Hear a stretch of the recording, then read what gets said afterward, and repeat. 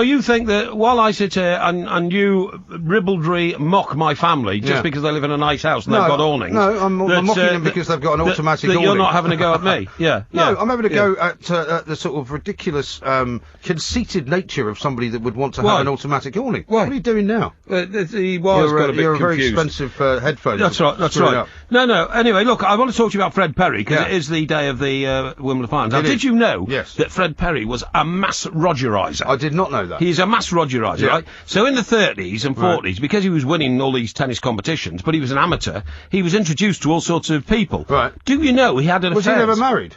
Yes, I'm going to tell you all about this. He was married, okay. Now, he had affairs with... This is an incredible list. This makes him one of the greatest Rogerisers of all time. Okay. Actresses Jean Harlow. Right.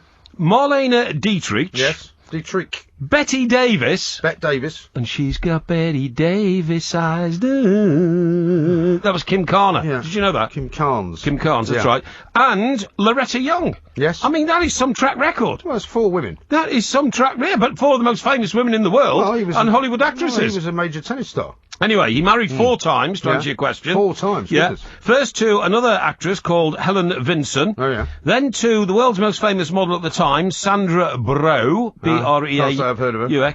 Then to Lorraine Walsh.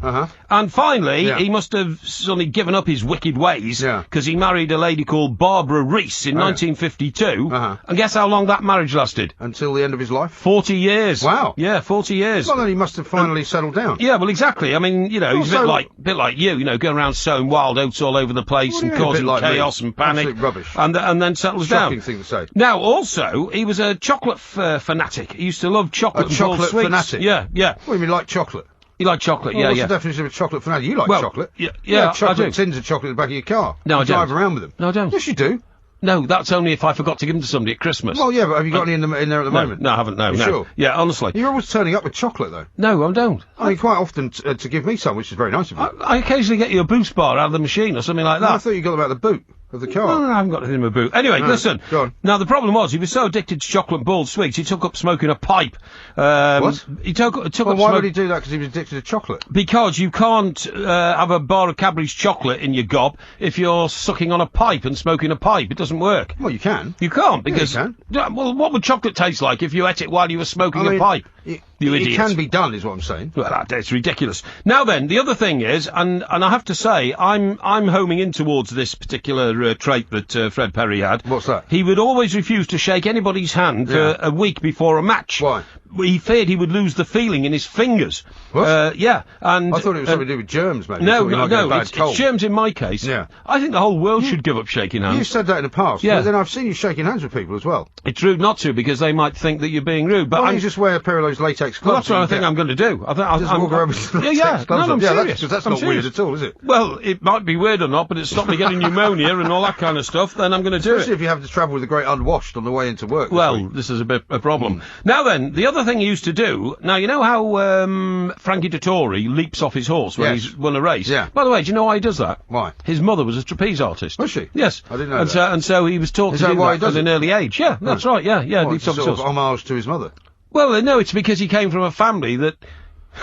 he used to spend a lot of time leaping around because his mother... John Major. Do you remember? I remember when I first met... was a clown, wasn't when I first met John Major. Yeah. He was in the circus, right? He was a trapeze artist. Yeah, that's... And I met him, was at the No, UN. John Major wasn't. His father was. No, his father was, That's right, but his father was a trapeze artist in the circus, right? And I was in New York, and he was a foreign minister, I think, under Thatcher's government. That's right, he was. And foreign I had to go and meet him as part of some, party thing that was going on. Yeah, and we were all joking that this won't work really on radio, but the idea was instead of putting your right hand out to shake it, you were supposed to put your hands like as if they were going in the chalk and rub them together and grip his wrists. Yeah. You know, like they gripped both wrists rather than shaking hands. Yeah, it is rather unfunny, that.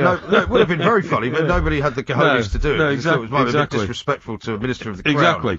But anyway, because of that, at the end of each game, to prove he was the fittest tennis player ever, he went and leapt over the net. Leapt over the net, oh yeah. You know, before his opponent had a chance to get up to the net, Fred Parry would leap over. My dad used to do that when I played tennis with him. Did he? If he beat me, he used to leap over the net. Did he? Yeah. Well, really? Yeah. That's quite a high net, that. Yeah. Well, I used to do it as well. I mean, you can do it. Oh, you couldn't do it now. I probably couldn't do it now, no. It looks ridiculous. But I could do it when I was like 14. Now, you couldn't never do it. You'd have to stand on a box. No, I've done it often. Now then, and away from the court, he became an expert jazz dancer. Oh, yeah. Okay? Dancing to jazz songs, right? Jazz. And he loved dance tunes. Now, the other thing you didn't know is he was born not very far away from me. Oh, really? Yeah, how about that? Stockbroker Belt, Surrey, or do you mean Chester? No, from Chester. He was born in Stockport, which is in Cheshire. Yeah, right. Stockport's in Cheshire, right? And did he talk like a man from Stockport, or did he change his voice? Like I don't know, actually, because I've never heard his voice.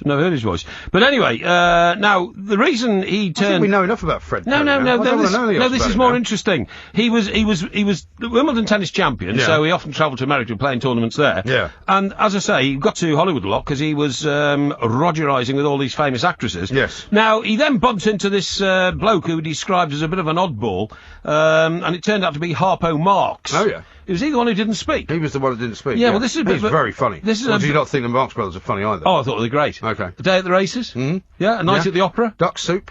Duck Soup, yeah, I've seen all those. And this is a bit of an oddity, because I thought Harpo Marx was dumb, but he told... No.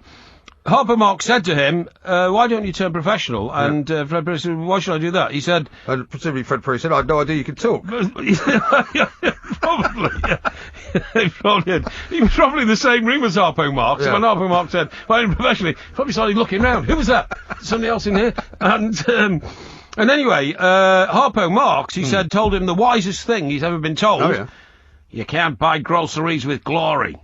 Yeah, that's very true. Okay? Yeah. So he turned professional in 1937 and immediately began to make thousands and thousands of pounds. Right. And so the Rogerisation machine was ratcheted up a bit, okay? Okay. Now, he was so famous that he often used to go and have training sessions with Arsenal in the 30s when Herbert Chapman was their legendary manager, okay? Yeah. So he lived in London, presumably. He didn't live in Stockport. No, he lived in London. Yeah. He was the world #1 for 5 years. Right. That's as long as anybody else has ever been #1. Are you sure? Yes, absolutely certain. Are you sure that Djokovic hasn't been world #1 for that long? No, not continuously. Or Federer? Not continuously, without a break. No. Okay. Well, check that out. By the way, I can tell you who beat Bjorn Borg, if you like. Yes. Ismail El Shafi in the third round in 1975. Who's the Egyptian, wasn't he? I think he was. Yes. Arthur Ashe.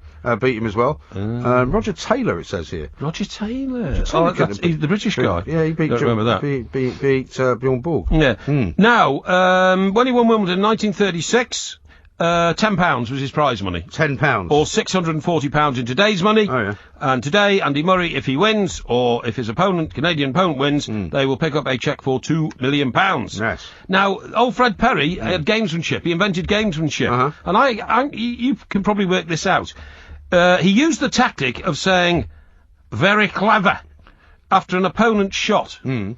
Which is said to have driven some of his competitors mad with rage and frustration. Well, because he was trying to make out that it was a compliment and they didn't like it. Very clever. Yeah. And on 2 occasions, his competitors went to the umpire and said, if he repeats that again, I'm walking off court. Really? So you used to wind him up, yeah. Very clever. There is a certain kind of law or etiquette, isn't there, in tennis, where you don't really say anything to your opponent. Wind up your opponent. But I presume you can, and you can see them sometimes talking to each other as they go back to the chairs. Yes. Particularly if they cross each other. But generally speaking, they don't really interact with each other. I mean, they can shout and scream. They can have a go at the umpires or the line judges. Sure. They don't really say anything to each other, do they? No, that's absolutely true. They don't. And neither would I. You see, that's the whole idea, isn't it? Is that your fact file done then on Fred Perry? Well, yeah, I thought that was all very interesting. Well, actually. I was interested about half of it, I would say. Oh, I was interested in all of it. Completely pointless. No, I was interested in all.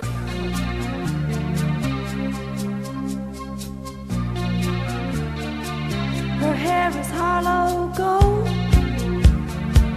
her lips sweet surprise, her hands are never cold, she's got Betty Davis eyes.